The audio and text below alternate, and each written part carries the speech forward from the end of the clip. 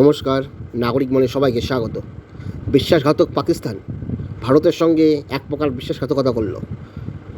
সন্ধ্যা 5টার দিকে Trump post করেছিলেন যে ভারত ও পাকিস্তান যুদ্ধবিরতিতে সম্মত হয়েছে। সেই প্রেক্ষাপটে ভারতের বিদেশ মন্ত্রকের সচিব জানিয়েছিল যে ভারত ও পাকিস্তান যুদ্ধবিরতিতে সম্মত এবং আগামী সোমবার দুপুরবেলা ভারত ও পাকিস্তান সেনাবাহিনী এই নিয়ে কথা বলবে। সেই প্রেক্ষাপটের উপরে দাঁড়িয়ে সবাই ভারতকে সাধুবাদ জানাচ্ছিল যে এত বড় একটা শক্তিশালী দেশ পাকিস্তানকে রক্ষা করলো হয়তোবা, কিন্তু সেই পাকিস্তান তাদের কথা রাখতে পারলো না। তারা বিশ্বাসঘাতকতা করে রাত 9টা থেকে 9:30টার দিকে তারা ড্রোন হামলা চালিয়েছে। সেই ড্রোন হামলায় শহীদ হয়েছেন বিএসএফ জওয়ান।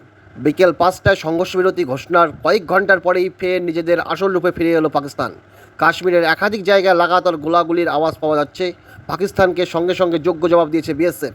তবে বিএসএফের জম্মু ডিভিশন থেকে জানা যাচ্ছে পাকিস্তানের গোলায় মৃত্যু হয়েছে এক বিএসএফ আধিকারিকের। তার নাম এমডি ইমতিয়াজ। পাকিস্তানের ছোড়াগুলিতে শহীদ হন তিনি।